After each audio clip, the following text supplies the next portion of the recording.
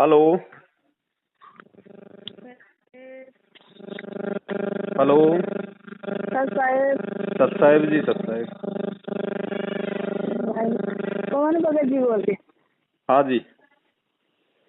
मैं कह रहा हूँ नाम लिए न करीब 2 साल होना आई जी। विशेष कोई लाभ कौन। अच्छा।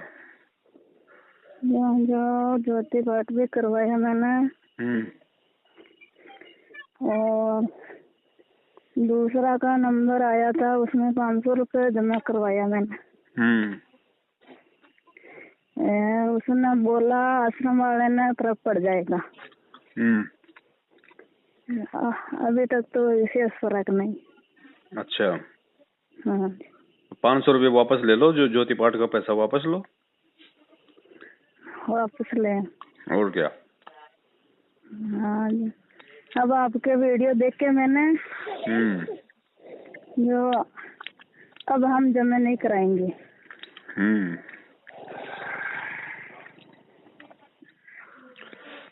जो भी समस्या है, जो भी तकलीफ है, परमात्मा को परमात्मा मान के अपने घर से अरदास करो और अपनी आत्मा से, अपने हृदय से अरदास करो। परमात्मा अगर ऐसे कोई पैसे दिखाने से अगर रोगनाश करे, समस्याएं निवारण करे, तो फिर तो बहन जी बड़े बड़े पैसे वाले टाटा बिरला अंबानी तो कभी दुखी हुए ही नहीं। ये तो परमात्मा को गड्डी की गड्डी दिखावे जी।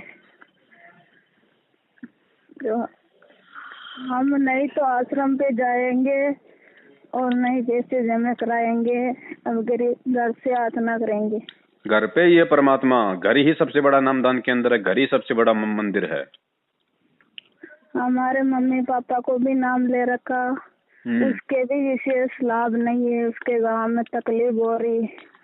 आज ही अजमेर गए बड़े हॉस्पिटल में। अच्छा अच्छा। जो अब उनको भी बोल दिया पवन भगत जी का वीडियो आ रहे, अब आप भी मत पैसे जमा कराओ। बहन जी इनको पैसे देने का मतलब है उसी दिन से हमारे ऊपर समस्या और ज्यादा आना, क्योंकि ये कुपात्र हैं, गुरु जी का आदेश नहीं है। और दान का पैसा गुरु के अलावा अगर किसी दूसरे के हाथ में देंगे तो उल्टा नुकसान ही उठाना पड़ेगा। तो ऐसा है, अब जो भी गलती हो गई उसके लिए परमात्मा को घर पे दंडवत करके मालिक से समायाचना करो और आगे से ध्यान रखो। भगत जी एक बात और पूछना चाहूँ, हमारे पति वे शराब पीते हैं और हमारी बात तो नहीं मानते हैं। हम कहते हैं तो ही वे नहीं मानते जी। तो उनका क्या करना पड़ेगा? देखो बहन, ये जबरदस्ती का मार्ग नहीं है। आपके पति के अपने संस्कार हैं, अपने कर्म हैं, ठीक है। वो जैसा करेंगे वैसा ही करेंगे। हम केवल उन्हें समझा सकते हैं 1 बार 2 बार 3 बार। जबरदस्ती का काम नहीं है। आपके घर में जो आरती मंत्र सत्संग चलते हैं उनका असर उनके ऊपर धीरे धीरे हो रहा है और ये अपने घर में भक्ति होती रहेगी, सूक्ष्म रूप में उनके भी ऊपर असर होता रहेगा। एक दिन ऐसा आएगा उनके भी कर्म बनने शुरू होंगे, उनके संस्कार बनेंगे। संस्कार बनेंगे तो परमात्मा के प्रति उनका भी विचार उठेगा। हमको भी मना नहीं करते वे के आपके परमात्मा को आप मत मानो, लेकिन वे गलत विचार नहीं छोड़ते।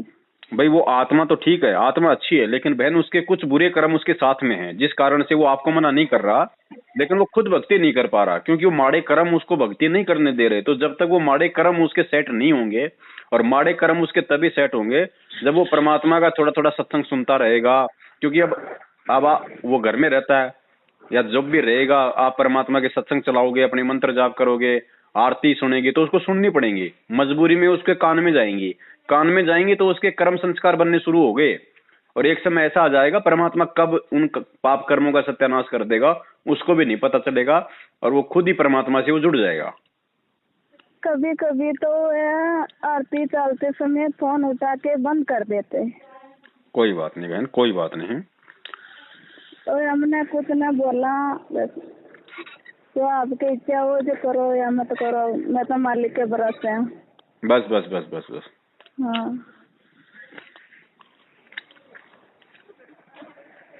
उसको अपने हाल पे छोड़ो। उसका और परमात्मा के बीच का मैटर है, हम कुछ नहीं कर सकते।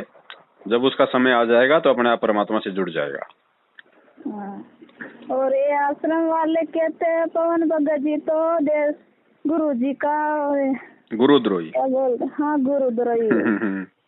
हमने वीडियो देखे, क्यों है गुरुद्रोही? ये तो सब बात सच बोलते हैं। बहन देखो ऐसा है। हाँ जी। अब आप मेरे से बात कर रही हो या आपने हमारी वीडियो देखे, आपके सारी सच्चाई समझ में आ गई। अब आप इनको ना कोई पैसा दोगी, ना कोई ज्योति कराओगी, ना कोई पाठ कराओगी। नहीं। तो इसी प्रकार संगत पूरी समझ रही है। अब संगत समझ जाएगी तो इनको पैसा कौन देगा? तो इनका तो धंधा बंद हो रहा है ना। हाँ। इसलिए पवन दास को गुरुद्रोही साबित करके संगत से दूर करना चाहते हैं। सभी भक्तों ने वीडियो पहले देख रखा है, कह रहे तो भगत पहले से बोल रहा वही के जो सच बोलते हैं ना, उसकी बात कोई न मानते। जो अभी सच सामने आ रही। भाई खुद हमारा परमात्मा सबसे बड़ा उदाहरण है। परमात्मा ने सच बोला तो वो उनको देशद्रोही बना दिया। अब भगत सच बोलेगा तो भगत को इन्होंने गुरुद्रोही बना दिया। गुरुद्रोही बना दिया। जबकि गुरुद्रोही होता कौन है? गुरुद्रोही की पहचान क्या है वो भी तो देखो भाई। हाँ जी।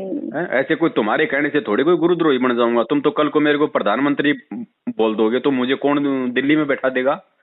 कोई न बिठाएगा। तो इनके कहने से कोई गुरुद्रोही नहीं होता बहन। यार तो सब बात सच बता रहे, जो परमात्मा बता रहे वो बता रहे, आप गलत थोड़ी बता रहे। अब तो धीरे धीरे सब समझेंगे। अब इनकी दुकानें बंद होने में ज्यादा टाइम नहीं है, 7-6 महीने का लास्ट है इनका। इनकी दुकानें बंद हो जाएंगी। वे बोल रहे कि परमात्मा का आदेश आते हैं। आदेश कहाँ से आते? आदेश तो आप किसके भेजते हो? परमात्मा को इन्होंने जेब में डाल रखा है। मन में आया तब परमात्मा का काम दबाओ और आदेश लो। हाँ, मैंने 3-4 बार प्रार्थना लगाई, 3-4 बार बोला ज्योति पाठ का संकल्प कराओ।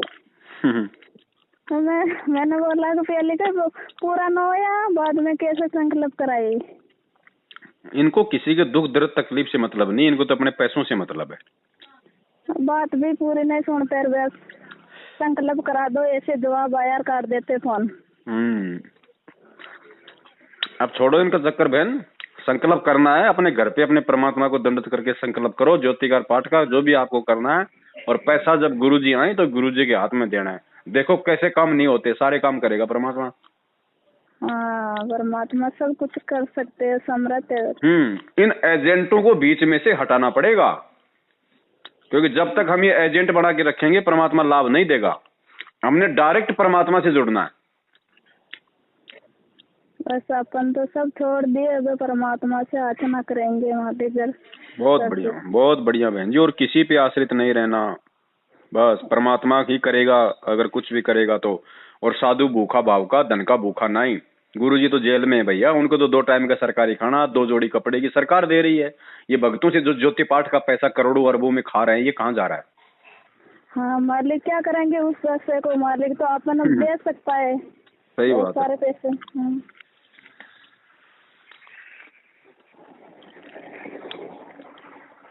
चलो बहन ठीक है, आप अपने माता पिता जी को भी समझाओ और भगत भाई भी संपर्क में, उनको भी बताओ।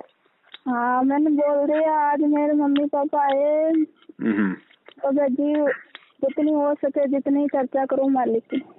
सही बात है। सत्साई बहन जी, सत्साई। जय हो बंदी छोड़ के। जय हो बंदी।